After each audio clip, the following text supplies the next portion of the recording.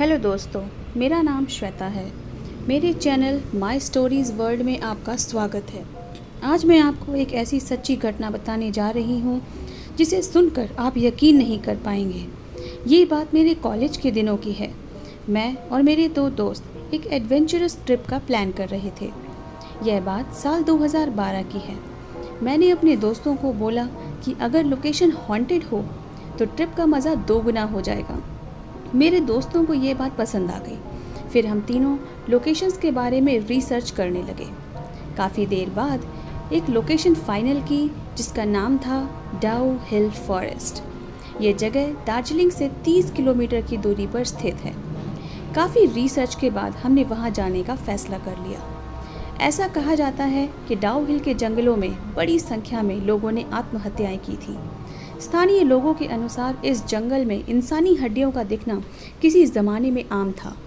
यही वजह है कि इस जगह को रहस्यमय और डरावनी माना जाता है। ऐसा कहा जाता है कि डाउ हिल के जंगलों में बड़ी संख्या में लोगों ने आत्महत्याएं की थी। इसके बाद क्या था, मैं और मेरे दोनों दोस्त यहाँ जाने के लिए पूरी तरीके से उत्साहित हो गए कि आखिर इस जंगल में ऐसा है क्या, और यह जंगल इतना खतरनाक है तो एक बार इस जंगल में जाना तो बनता है। वह संडे का दिन था। हमने दिल्ली से ट्रेन पकड़ी और दार्जिलिंग के लिए रवाना हो गए। सफ़र के दौरान हमने डाउ हिल फॉरेस्ट के बारे में काफ़ी बातें की। करीब 3 दिन के सफ़र के बाद हम दार्जिलिंग पहुंच गए। रात के करीब 9 बज रहे थे और हम सब एक नए शहर में पहुंच चुके थे। नए लोगों के बीच पहुंचने के तुरंत बाद हम लोगों ने वहां कुर्सियांग हिल स्टेशन के लिए टैक्सी बुक की और होटल के लिए रवाना हो गए। रास्ते में मैंने टैक्सी ड्राइवर से बातों ही बातों में पूछा, क्या डाउ हिल फॉरेस्ट के बारे में कुछ जानते हो? टैक्सी ड्राइवर ने बोला, आपको क्यों जानना है उस जंगल के बारे में? हम लोगों ने मुस्कुरा कर कहा, हम उसी जंगल में घूमने के लिए आए हुए हैं। वह पहले तो थोड़ा सा घबराया और फिर बोला, आप लोग अभी यंग हो और आप लोगों की भी फैमिली होगी। उस जंगल में आप मत ही जाओ तो अच्छा है। यह सुनकर मैं हैरान हो गया और मेरे दोनों दोस्तों के चेहरे उदास हो गए। मैंने पूछा, क्यों? टैक्सी ड्राइवर ने कहा, यह जंगल शापित है, वहाँ बुरी आत्माओं का साया है और उस जंगल से अजीब अजीब से चिल्लाने की आवाज़ें भी आती हैं। इसके बाद हमने टैक्सी ड्राइवर से कोई बातचीत नहीं की और सीधा उससे होटल चलने को कहा। 45 मिनट के बाद हम अपने होटल पहुँच गए। यह होटल हमने पहले से ही बुक कर लिया था। होटल के रूम में पहुंचने के बाद हम सभी फ्रेश होकर खाना खाते खाते रात के 11 बज चुके थे और हम लोगों को टैक्सी ड्राइवर की एक एक बात याद आने लगी और हम दोबारा डाउ हिल फॉरेस्ट के बारे में सर्च करने लगे। धीरे धीरे उस जंगल के बारे में और भी ज़्यादा पता चलने लगा। सर्च करते करते और पढ़ते पढ़ते रात के 12 बज चुके थे। मुझे और मेरे दोनों दोस्तों को नींद भी आने लगी थी और कुछ देर बाद बातें करते करते हम सो गए। सुबह जल्दी मेरी आंख खुल गई। मैंने देखा कि सुबह के करीब 5 बज चुके थे। मैंने अपने दोस्त को नींद से जगाया और बोला, होटल से डाउ हिल फॉरेस्ट की दूरी करीब 1 घंटे की है। हमें सुबह और जल्दी निकलना होगा। और हम सभी 6:30 बजे तक तैयार होकर सारा सामान जो कि इस ट्रिप में यूज़ होना था एक बैग में भरकर चल पड़े। एक टैक्सी ड्राइवर से हमने बात की पर उसने डाउ हिल फॉरेस्ट जाने से मना कर दिया। इसी दौरान मेरा एक दोस्त कुछ सामान लेकर चला गया और यह सब करते करते 10:30 बज गए। काफ़ी इंतज़ार के बाद हमने एक कार बुक की और डाउ हिल फॉरेस्ट के लिए निकल पड़े। थोड़े ट्रैफिक की वजह से 1 घंटे का सफ़र 2 घंटे का हो गया और हम 12:45 तक वहाँ पहुँच गए। अब हम उस जंगल के गेट पर थे जहाँ से हमारी ज़िंदगी के खतरनाक सफ़र की शुरुआत होने वाली थी। आज भी मुझे 12:45 के समय को देखते ही उस जंगल की याद आ जाती है। काश मैं और मेरे दोस्त कभी उस जंगल में गए ही ना होते। और यहाँ से शुरू होती है हमारी ज़िंदगी के खतरनाक सफ़र की शुरुआत। वक्त 12:45 का था। अब हम डाउ हिल फॉरेस्ट के मेन गेट पर थे। गेट पर एक डेंजर जोन का साइन बोर्ड लगा हुआ था। उसे अनदेखा कर हम उसी रास्ते पर आगे बढ़ने लगे। हम लोगों के चेहरे पर इतनी ज़्यादा खुशी थी उस वक्त कि मैं सीमा बता ही नहीं सकता और हम लोग रास्ते को फॉलो करके अंदर जाने लगे। करीबन 10 मिनट चलने के बाद ही गवर्नमेंट द्वारा बनाए गए रास्ते खत्म हो गए। अब तो हमें समझ ही नहीं आ रहा था कि किस ओर से अपने सफ़र की शुरुआत करें। कोई रास्ता था ही नहीं, हर तरफ जंगल ही जंगल नज़र आ रहा था। क्योंकि हम लोगों ने पहले ही इस जंगल के बारे में बहुत सारी चीज़ें जान रखी थी, तो मैं अपने दोस्तों के साथ कसम खाई कि कोई भी अकेले और बिना बोले कहीं नहीं जाएगा, और हम लोग एक ही रास्ते में और एक ही साथ रहेंगे। और हम लोगों ने एक रास्ता चुन लिया जो कि सीधा जंगल के अंदर जा रहा था। और एक चीज़ जो मुझे हैरान कर रही थी वह यह कि हर दिशा में अलग अलग तरह के निशान बने हुए थे और विभिन्न रंगों के, जो कि हर दिशा में जा रहे थे। तो मैं और मेरे दोस्तों ने सफ़ेद निशान को चुना और उसको फॉलो करके चलने लगे, जो कि सीधा जंगल की ओर जा रहे थे।